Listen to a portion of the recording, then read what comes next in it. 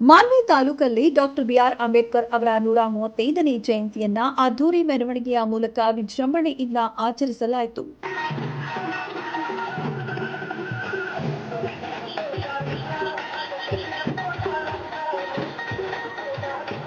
ರಾಯಚೂರು ಜಿಲ್ಲೆಯ ಮಾನ್ವಿ ದಂಡಾಧಿಕಾರಿ ಕಚೇರಿಯಲ್ಲಿ ನಡೆದ ಕಾರ್ಯಕ್ರಮವನ್ನು ಶಾಸಕ ಹಂಪಯ್ಯ ನಾಯ್ಕ ಉದ್ಘಾಟಿಸಿ ಮಾತನಾಡಿ, ಅಂಬೇಡ್ಕರ್ ಅವರ ವಿಚಾರಧಾರೆಯನ್ನ ನಾವೆಲ್ಲರೂ ಅಳವಡಿಸಿಕೊಳ್ಳಬೇಕು.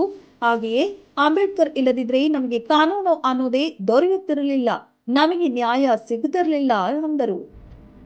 ಅಂಬೇಡ್ಕರ್ ಅವರು ಪಡೆದ ಶಿಕ್ಷಣದಿಂದಲೇ ನಮಗೆ ಎಲ್ಲ ಹಕ್ಕುಗಳು ಸಿಕ್ಕಿವೆ. ಅಂಬೇಡ್ಕರ್ ಒಂದು ಜಾತಿಗೆ ಸೀಮಿತವಾಗದೆ ಎಲ್ಲರಿಗೂ ಕಾನೂನು ನೀಡಿದ ಶಕ್ತಿ ಅಂದರೆ ಮಹಾನ್ ನಾಯಕ ಅಂಬೇಡ್ಕರ್ ಎಂದು ಬಣ್ಣಿಸಿದರು. ಈ ಒಂದು ಅಂಬೇಡ್ಕರ್ ಅವರು ಇವತ್ತು ನಮಗೆ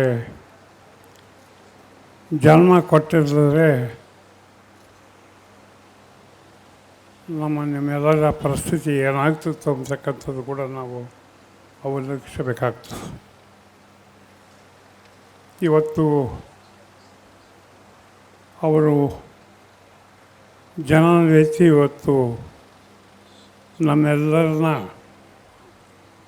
ಇಡೀ ಭಾರತದಲ್ಲಿರ್ತಕ್ಕಂಥ ಪ್ರತಿಯೊಬ್ಬ ನಾಗರಿಕರ ಜಾತಿ ಜನಾಂಗ ಧರ್ಮಗಳನ್ನು ಒಂದುಗೂಡಿಸಿ ಒತ್ತಡಿಗೆ ತಮ್ಮ ದಾರಿಯಲ್ಲಿ ಒಯ್ತಕ್ಕಂಥ ಕೆಲಸ ಇವತ್ತು ಡಾಕ್ಟರ್ ಅಂಬೇಡ್ಕರ್ ಅವರು ಮಾಡಿದ್ದಾರೆ ಅಂತಕ್ಕಂಥ ಮಾತು ಕೂಡ ಈ ಸಂದರ್ಭದಲ್ಲಿ ನೆನಪಿಸಿಕೊಳ್ಬೇಕಾಗ್ತದೆ. ಆ ಒಂದು ದಿಶೆಯಲ್ಲಿ ನಾನು ಹೇಳ್ತಿರೋದು ಅಂಬೇಡ್ಕರ್ ಹುಟ್ಟಿದ್ರೆ ಏನಾಗ್ತಿತ್ತು ಅಂತಕ್ಕಂಥ ಮಾತು ಕೂಡ ಈ ಸಂದರ್ಭದಲ್ಲಿ ಹೇಳಿದೆ. ನಾನು ಇವತ್ತು 12ನೇ ಶತಮಾನದಲ್ಲಿ ಬಸವಣ್ಣವರು ಎಲ್ಲರ ಸರಿಸಮಾನ, ಎಲ್ಲರೂ ಒಂದೇ ಇದು ಅಂತಕ್ಕಂಥ ರೀತಿಯ ಒತ್ತನ್ನು ಬಸವಣ್ಣವರು ಮಾಡಿದರೆ, ಅದೇ ರೀತಿ ಇವತ್ತು ಭಾರತ ರತ್ನ ಅಂಬೇಡ್ಕರ್ ಅವರು ಇವತ್ತು ಸಮಾಜದಲ್ಲಿ ಕೀಳು ಬೇರು ಅಂತಕ್ಕಂಥದ್ದು ನಿವಾರಣೆ ಮಾಡ್ತಕ್ಕಂಥ ಇದು ಅವರು ಮಾಡಿದ್ದಾರೆ ಅಂತಕ್ಕಂಥ ಮಾತುಗಳು ಈ ಸಂದರ್ಭದಲ್ಲಿ ಇವತ್ತು ನಾನು ಮೇಲು ನಾನು ಕೀಳು ಅಂತಕ್ಕಂಥದ್ದು ಮುಂದುವರೆದಿದ್ದರೆ ಒಬ್ಬರಿಗೊಬ್ಬರು ಕಚ್ಚಾಡಿ ನಾವೆಲ್ಲರೂ ಸಾಯ್ತಿದ್ವಿ. ಅಂಥ ಇದು ಏನಪ್ಪ ಅಂದರೆ ಹಲವಾರು ಜನಾಂಗದ ಧರ್ಮಗಳು ಮತ್ತು ಎಲ್ಲ ಏನಪ್ಪ ಅಂತಂದರೆ ಜಾತಿ ಜನಾಂಗದವರು ಕೂಡ ತಮ್ಮ ಸಂವಿಧಾನದಲ್ಲಿ ಬರೋದು ಒಂದೇ ನಾವೆಲ್ಲರೂ ಅಂತಕ್ಕಂಥದ್ದು, ಒಂದೇ ದಾರಿಯಲ್ಲಿ ನಡೀತಕ್ಕಂಥದ್ದು, ನಾವೆಲ್ಲರೂ ಒಂದೇ ಅಂತಕ್ಕಂಥ ಒಂದು ಭಾವನೆ ಜನರಲ್ಲಿ ಮೂಡಿಸತಕ್ಕಂಥ ಕೆಲಸ ಮಾಡಿದವರು ಯಾರನ್ನಿದ್ದರೆ ಭಾರತ ರತ್ನ ಅಂಬೇಡ್ಕರ್ ಅವರು ಅಂತ ನಾನು ಹೇಳಬೇಕಾಗ್ತದೆ. ಮತದಾನ ಈಗ ಎಲ್ಲರಿಗೂ ಬಂದಿದೆ ಅಂದರೆ ತಾನಾಗಿಯೇ ಬಂದಿಲ್ಲ. ಅಂಬೇಡ್ಕರ್ ಅವರು ಸಂವಿಧಾನದಲ್ಲಿ ಆ ಒಂದು ಅಂಶವನ್ನು ಸೇರಿಸಿದ್ದಾರೆ.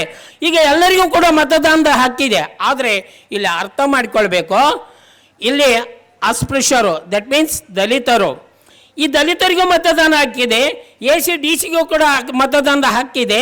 ಎಲ್ಲ ಒಂದು ಶ್ರೀಮಂತ ಇರಲಿ, ಬಡವ ಇರಲಿ, ಕೋಟ್ಯಾಧಿಪತಿ ಇರಲಿ, ಭಿಕ್ಷಾಪತಿ ಇರಲಿ, ಅವನಿಗೂ ಕೂಡ ಮತದಾನದ ಹಕ್ಕಿದೆ. ಹೌದು, ಆದರೆ ಅಂಬೇಡ್ಕರ್ ಅವರು ಈ ದಲಿತರು ಅಂದರೆ ಎಲ್ಲ ಜಾತಿಯ ಬಡವರು, ಈ ದಲಿತರು ವಿಶೇಷವಾಗಿ ಅಸ್ಪೃಶ್ಯ ಜನಾಂಗದವರೇನು ಇದ್ದಾರಲ್ಲ, ಇವರು ಮುಂದೆ ಬರಬೇಕಾದ್ರೆ ರಾಜಕೀಯದ ಕೈ ಬೇಕು. ರಾಜಕೀಯವಾಗಿ ಇವರು ಮುಂದೆ ಬರಬೇಕಾದ್ರೆ ಈ ಬಲಾಢ್ಯ ಜಾತಿಗಳ ಒಳಗಡೆ ಆ ಬಲಾಢ್ಯರೊಂದಿಗೆ ಪೈಪೋಟಿ ಮಾಡಿ ಗೆಲ್ಲಲಿಕ್ಕೆ ಸಾಧ್ಯ ಇಲ್ಲ. ಹಾಗಾದ್ರೆ ಏನು ಮಾಡಬೇಕಾಗಿದೆ? ದಲಿತರಿಗೆ ಪ್ರತ್ಯೇಕವಾದ ಮತದಾನದ ಹಕ್ಕನ್ನು ನೀಡಬೇಕಂತೇಳಿ ಮಂಡನೆ ಮಾಡ್ತಾರೆ.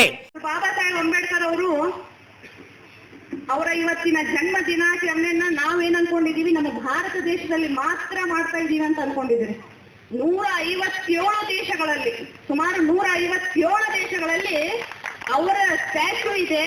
ಅವರ ಜಯಂತಿಯನ್ನು ಇಡೀ ವಿಶ್ವದಲ್ಲಿ ಆಚರಣೆ ಮಾಡ್ತಾ ಇದ್ದಾರೆ. ಇವತ್ತು ನಮ್ಮ ದೇಶದಲ್ಲಿ ಅಂತಹ ಒಬ್ಬ ಮೇಧಾವಿ, ಅಂತಹ ಒಬ್ಬ ಶಾಸ್ತ್ರಜ್ಞ, ಒಬ್ಬ ಅರ್ಥಶಾಸ್ತ್ರಜ್ಞ ಹುಟ್ಟಿದಾರಂದ್ರೆ ಇದು ನಮ್ಮ ಪ್ರತಿಯೊಬ್ಬರ ಸೌಭಾಗ್ಯ ಅಂತ. ಅಂತವ್ರು ಹುಟ್ಟಿದಂತ ದೇಶದಲ್ಲಿ ನಾವು ಹುಟ್ಟಿದೀವಿ ಇವತ್ತು. ಅವರು ಹುಟ್ಟಿದ್ರ ಬಗ್ಗೆ, ಆನಂತರ ಅವರ ಜೀವನ ಚರಿತ್ರೆಯನ್ನು ನಾವು ನೋಡ್ಬೇಕಂತಂದ್ರೆ ಡಾಕ್ಟರ್ ಬಾಬಾ ಸಾಹೇಬ್ ಅಂಬೇಡ್ಕರ್ ಅವರು ಮೂಲತಃವಾಗಿ ಅವರು ಮಹಾರಾಷ್ಟ್ರದ ರಾಜ ರತ್ನಗಿರಿಯ ಅಂಬೆಬಾಡಿಯವರು, ಆದ್ರೆ ಅವರು ಹುಟ್ಟಿದ್ದು ಮಧ್ಯಪ್ರದೇಶದ ಮಹರ್ ಅನ್ನುವಂತ ಒಂದು ಕ್ಯಾಂಪ್ ನಲ್ಲಿ ಹುಡ್ತಾರೆ.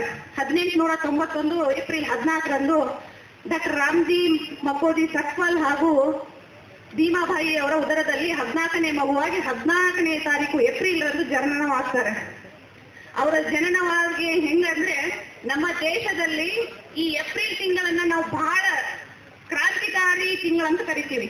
3 ಗಣ ವ್ಯಕ್ತಿಗಳು ಈ ತಿಂಗಳಲ್ಲಿ ಹುಡ್ತಾರೆ. ಅವ್ರು ಹುಟ್ಲಿಲ್ಲ ಅಂದ್ರೆ ಇವತ್ತು ನಾವು ಭಾಷಣ ಮಾಡ್ಲಕ್ಕೂ ಸಾಧ್ಯ ಆಗ್ತಿರ್ಲಿಲ್ಲ. ಯಾಕಂದ್ರ ಫಸ್ಟ್ ಅವ್ರು ಹುಡ್ತಾರೆ ಡಾಕ್ಟರ್ ಬಾಬು ಜಗಜೀವನ್ ರಾವ್ ಅವರು ಫುಡ್ ಅಲ್ಲಿ ಕ್ರಾಂತಿ ತರ್ತಾರೆ, ಅಂದ್ರೆ ಹಸಿರು ಕ್ರಾಂತಿಯ ಹರಿಕಾರ. ಎರಡನೇದವ್ರು ಹುಡ್ತಾರೆ ಡಾಕ್ಟರ್ ಜ್ಯೋತಿಬಾ ಫುಲೆ ಅವರು ಏಪ್ರಿಲ್ 11ರಂದು. ಅವರು ಮಹಿಳಾ ಶಿಕ್ಷಣಕ್ಕಾಗಿ ಕ್ರಾಂತಿ ಮಾಡ್ತಾರೆ. ಅವರು ಮಹಿಳಾ ಶಿಕ್ಷಣದ ಕ್ರಾಂತಿ ಮಾಡ್ಲಿಲ್ಲ ಅಂದ್ರೆ ಈ ಡಯಾಸ್ ಮುಂದೆ ಈ ಮೈಕಲ್ಲಿ ನಾನು ಮಾತಾಡ್ತಾ ಇರ್ಲಿಲ್ಲ. ಅಂತಹ ಶಿಕ್ಷಣದಲ್ಲಿ ಮಹಿಳಾ ಶಿಕ್ಷಣಕ್ಕೆ ಕ್ರಾಂತಿ ತಂದಂತವ್ರು ಅವರು. ಇನ್ನ ಸಮಾಜದಲ್ಲಿ ಇರ್ತಕ್ಕಂತ ಅಸಮಾನತೆಯನ್ನು ಹೋಗಲಾಡಿಸಿ ಸಮಾನತೆ, ಸ್ವತಂತ್ರತೆ, ಪ್ರತಿಯೊಬ್ಬರು ಮನುಷ್ಯರು ಮಾನವರು ಪ್ರತಿಯೊಬ್ಬರನ್ನ ಮಾನವರಾಗಿ ಕಾಣ್ರಿ ಅಂತ ಹೇಳಿದಂತಹ ಡಾಕ್ಟರ್ ಬಾಬಾ ಸಾಹೇಬ್ ಅಂಬೇಡ್ಕರ್ ಅವರು 3ನೇ ವ್ಯಕ್ತಿ ಈ ಒಂದು ಏಪ್ರಿಲ್ 14ರಂದು ಹುಡ್ತಾರೆ. ಅಂತಹ ವ್ಯಕ್ತಿಗಳನ್ನ ನಾವಿವತ್ತ ಅವರ ಜನ್ಮ ದಿನಾಚರಣೆ ವರದಿ ಶಫೀಕ್ ಹುಸೇನ್, ಮಾನವಿ.